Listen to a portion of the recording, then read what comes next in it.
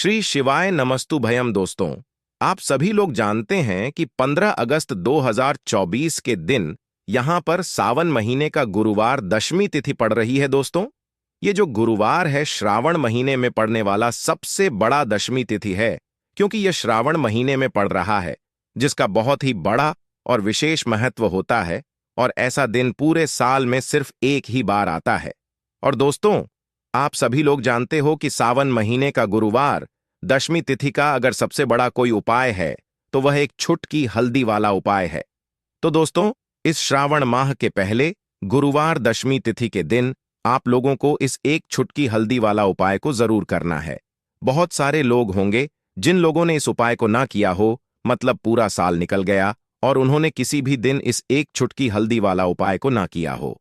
पर दोस्तों, आपके पास एक आखिरी मौका बचा हुआ है, जो कि 15 अगस्त सावन महीने का गुरुवार दशमी तिथि के दिन। तो इस दिन आप लोगों को इस वाले उपाय को जरूर कर लेना है। भले ही आपने पूरे साल भर अभी तक इस उपाय को ना किया हो, पर अगर आपने इस श्रावण महीने के गुरुवार दशमी तिथि के दिन अगर इस वाले उपाय को कर लिया, तो आपको इस उपाय को करने का वह फल मिलेगा जिसकी आपने कभी कल्पना भी नहीं करी होगी। इसीलिए आप लोग इस वाले उपाय को एक बार जरूर कर लेना, ताकि आप लोगों के हाथ से यह मौका ना जा सके और आपको इस उपाय को करने का फल मिल सके।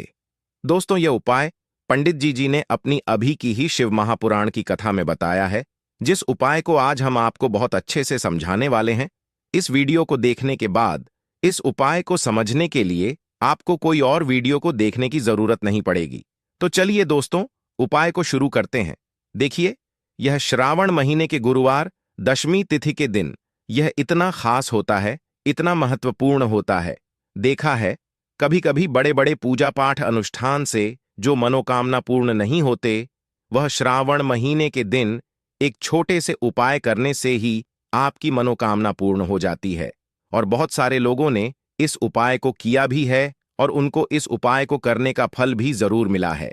अगर आप लोग भी इस उपाय को करना चाहते हैं, तो आप इस उपाय को पहले अच्छे से समझ लेना, सुन लेना, उसके बाद करना। आपको इस उपाय का फल जरूर मिलेगा। और इस उपाय को कर लेने से आपके घर में चाहे किसी भी प्रकार की दुख और समस्या क्यों ना चल रही हो, आपको उसका कारण भी नहीं पता है कि भाई ये समस्या किस कारण से चल रही है। उसका कुछ भी कारण हो सकता है, जैसे पेय दोष हो सकता है या किसी भी तरह का मंगल दोष भी हो सकता है। तो इस दिन आप लोगों को एक छुटकी हल्दी वाला उपाय कर लेना है। यह एक ऐसा उपाय है जिस उपाय को अगर किसी विशेष दिन पर किया जाए तो भाई उस विशेष दिन का जो है वह तो हमें मिलता ही मिलता है, पर हमने उस दिन पर इस उपाय को किया है तो हमें उससे भी बड़ा फल मिलता है, और फल बहुत जल्दी मिलता है, क्योंकि आप इस उपाय को बहुत ही बड़े और विशेष दिन पर कर रहे हो। तो चलिए अब उपाय के बारे में बात करते हैं, लेकिन उससे पहले आप लोगों को यह जानना आवश्यक है कि आखिर यह उपाय किस समय करना है, किसको करना है और कैसे करना है। तो चलिए हम आगे आपको वीडियो में एक एक करके बता देते हैं। लेकिन उससे पहले अगर आप लोग हमारे चैनल पर नए हैं तो हमारे चैनल को सब्सक्राइब कर लेना और इस वीडियो को लाइक करके कमेंट बॉक्स में श्री शिवाय नमस्तुभ्यम ओम नमः शिवाय जरूर टाइप कर देना। तो दोस्तों, इस चुटकी हल्दी वाला उपाय को हमें इस गुरुवार दशमी तिथि के दिन कैसे करना है, किसको करना है, किस समय करना है और कहां पर करना है, ये सारे सवालों के जवाब आपको इस वीडियो में मिल जाएंगे। और जो ये वीडियो देखेगा भाई, उसको एक छुटकी हल्दी वाला उपाय जरूर करना चाहिए, क्योंकि इस दिन एक छुटकी हल्दी का भी बहुत ही बड़ा और विशेष महत्व होता है। और जब बात आ जाए एक छुटकी हल्दी की, तो यह सोने पर सुहागा वाली बात हो जाती है और यह एक बहुत ही बड़ा उपाय हो जाता है इस श्रावण गुरुवार दशमी तिथि का। तो अब दोस्तों, इस एक छुटकी हल्दी वाला उपाय को आखिर करना किसको है, सबसे पहले हम लोग वह बात जान लेते हैं। तो देखो, घर की जो बड़ी माताएं बहनें होती हैं, उन माताओं बहनों में से कोई भी एक बड़ी माता बहन इस वाले उपाय को कर सकती है। और दोस्तों, अगर आप चाहे तो अपने घर में से सभी सदस्यों को भी इस उपाय को करवा सकते हैं। अगर किसी व्यक्ति की खुद की कोई मनोकामना है, खुद की कोई दुख और परेशानी है जो कि वह अपने लिए ही करना चाहता है इस वाले उपाय को, तो वह खुद अपने लिए भी कर सकता है। बाकी अगर कोई घर में से ऐसा है जो कि अपने पूरे घर परिवार की सुख और शांति के लिए यह वाला उपाय करना चाहता है, तो भाई वह भी कर सकता है। उसमें भी कोई दिक्कत वाली बात नहीं है। कहने का मतलब ये है कि इस उपाय को हर एक सदस्य भी कर सकता है और पूरे घर परिवार के सदस्य के लिए घर की बड़ी माताओं बहनों में से कोई एक माता बहन भी कर सकती है। माताएं बहनें अगर घर में उपस्थित ना हो या वह यह वाला उपाय ना कर पा रही हो तो फिर घर का कोई बड़ा सदस्य भी इस एक छुटकी हल्दी वाला उपाय को कर सकता है, चाहे फिर वह पुरुष ही क्यों ना हो। उसमें कोई भी दिक्कत वाली बात नहीं है। एक छुटकी हल्दी वाला उपाय को आखिर इस उपाय को हमें किस समय करना है, सुबह के समय करना है कि शाम के समय करना है? तो देखो, इस वाले उपाय को आप लोग सुबह के समय भी कर सकते हो और शाम के समय प्रदोष काल में भी कर सकते हो। अब अगर आप पूछो कि भाई सबसे उत्तम समय कौन सा रहेगा इस एक छुटकी हल्दी वाला उपाय को करने का, तो हम आपसे बस यही कहेंगे कि इस उपाय को आप सुबह के समय करेंगे तो ज्यादा बेहतर होगा। बाकी अगर प्रदोष काल शाम के समय भी करेंगे तो भी अच्छा होगा, उसमें कोई भी दिक्कत वाली बात नहीं है। तो अब दोस्तों, जो अगली सबसे बड़ी और महत्वपूर्ण बात आती है वह ये आती है कि सुबह अगर हम उपाय को करेंगे तो हमें कितने बजे से लेकर कितने बजे तक के बीच में करना है, और शाम के समय प्रदोष काल में करेंगे तो हमें कितने बजे से लेकर कितने बजे के बीच में करना है। तो देखो, सुबह जितनी जल्दी हो सके आप उपाय को करने की कोशिश करना। बाकी अगर किसी कारणवश लेट भी हो जाओ, थोड़ी देर भी हो जाए, तो 10 या 12 बजे तक भी आप उपाय कर लेना, पर 12 बजे से ज्यादा देरी ना हो, ठीक है? इस बात का ध्यान रखना। उसके बाद में दोस्तों, अगर शाम के समय प्रदोष काल की बात करें, प्रदोष काल का जो समय है होता है वह शाम के 6 बजे से शुरू हो जाता है। मतलब शाम के 6 बजे से लेकर 7 बजे के बीच का जो समय होता है, यह समय प्रदोष काल का समय होता है। पर अभी जो मौसम चल रहा है, इस मौसम में जो है शाम बहुत देरी से होती है, तो आप इस उपाय को 7 या 8 बजे के बीच में भी कर सकते हो। मतलब शाम के 6 बजे से रात 8 बजे के बीच में आप कभी भी इस वाले उपाय को कर सकते हो, उसमें कोई भी दिक्कत वाली बात नहीं है। तो देखिए, जिस घर में लड़ाई झगड़ा होता है, कोई किसी से आपस में ही घर के सदस्य लड़ते झगड़ते हैं, उनके घर में हमेशा पैसे की कमी होती ही होती है, क्योंकि कभी भी ऐसे घर में पैसा नहीं आता है, क्योंकि ऐसे घर में कभी भी मां लक्ष्मी का वास नहीं होता है। अब जैसे ही घर से आप लड़ाई झगड़े को दूर करते हैं, घर से क्लेश को दूर करते हैं, वैसे ही आपके घर में पैसा आना भी शुरू हो जाता है। तो देखिए, आज की वीडियो में जो एक छुटकी हल्दी वाला उपाय आपको बताएंगे, यह उपाय बिल्कुल नया है और इस उपाय को करने से ऐसा समझ लीजिए कि रातों रात आपके जीवन से धन से जुड़ी समस्याएं भी दूर हो जाएंगी, घर में पैसा भी शुरू हो जाएगा, रुकना भी शुरू हो जाएगा।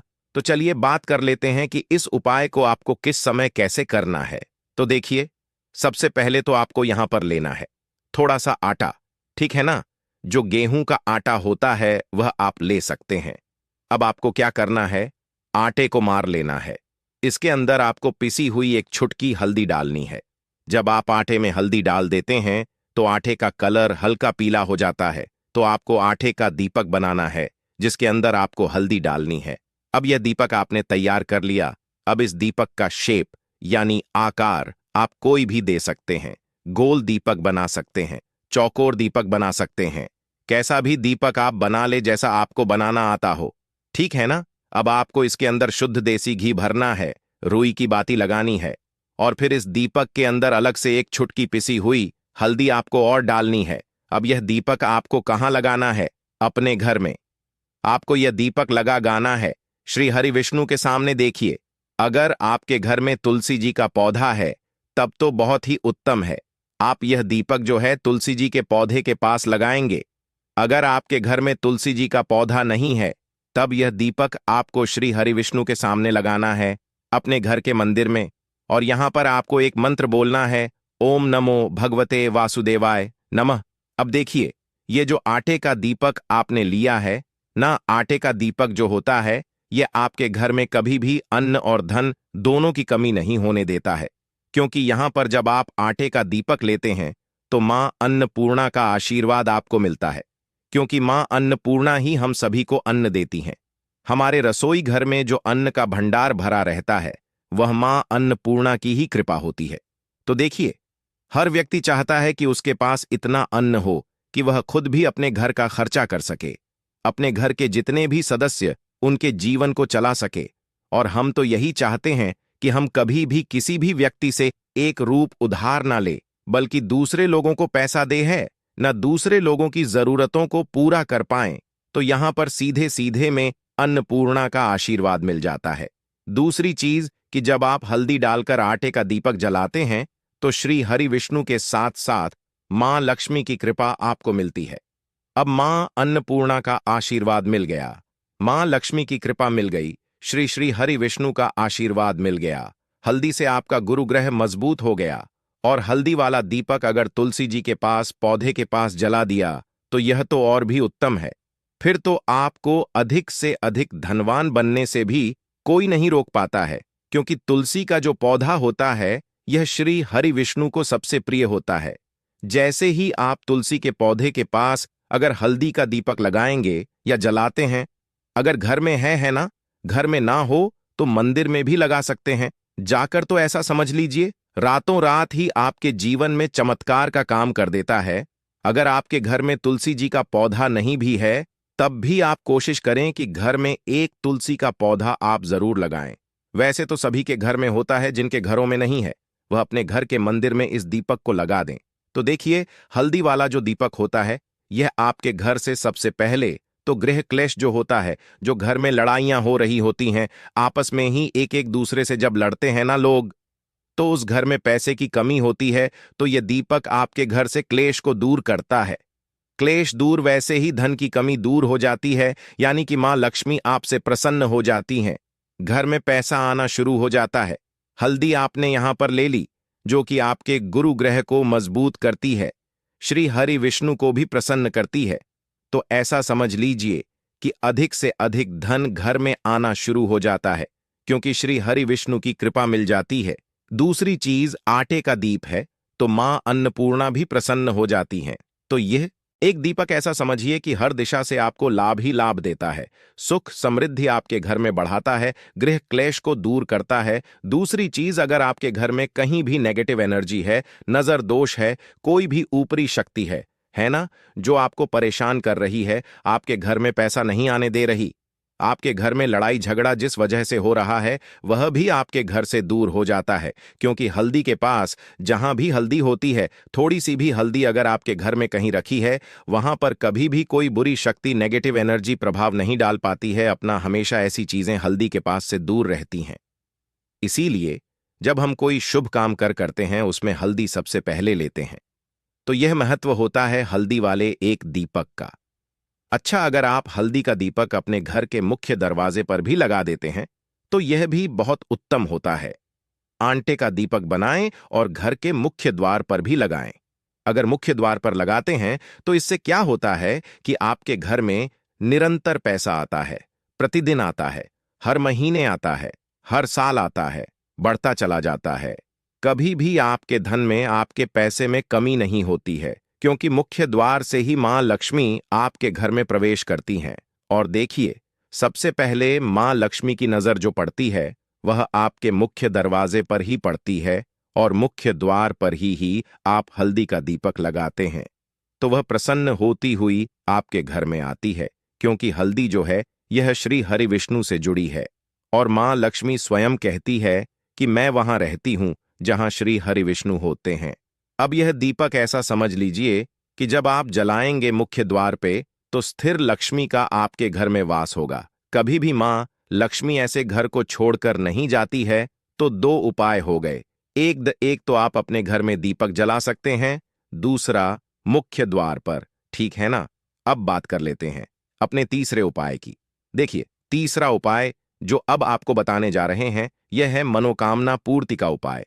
मनोकामना जिनकी अधूरी है, पूरी नहीं हो रही है, बहुत कुछ कर लिया लेकिन पूरी होती ही नहीं, मनोकामना, तो आपको यह तीसरा वाला उपाय करना है 15 अगस्त सावन महीने का गुरुवार दशमी तिथि के दिन।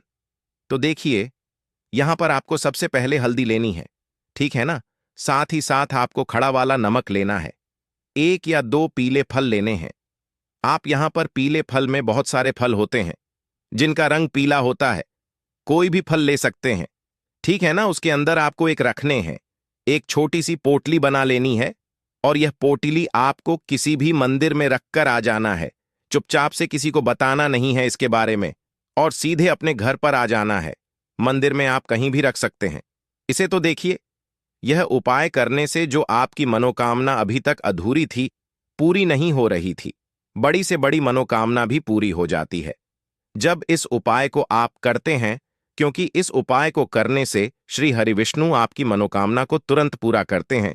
तो दोस्तों, यह थे पूज्य गुरुजी द्वारा बताए गए कुछ बहुत ही खास उपाय। अगर आपको जानकारी अच्छी लगी हो तो वीडियो लाइक करिएगा। मिलते हैं फिर एक नए वीडियो के साथ। श्री शिवाय नमस्तुभयम।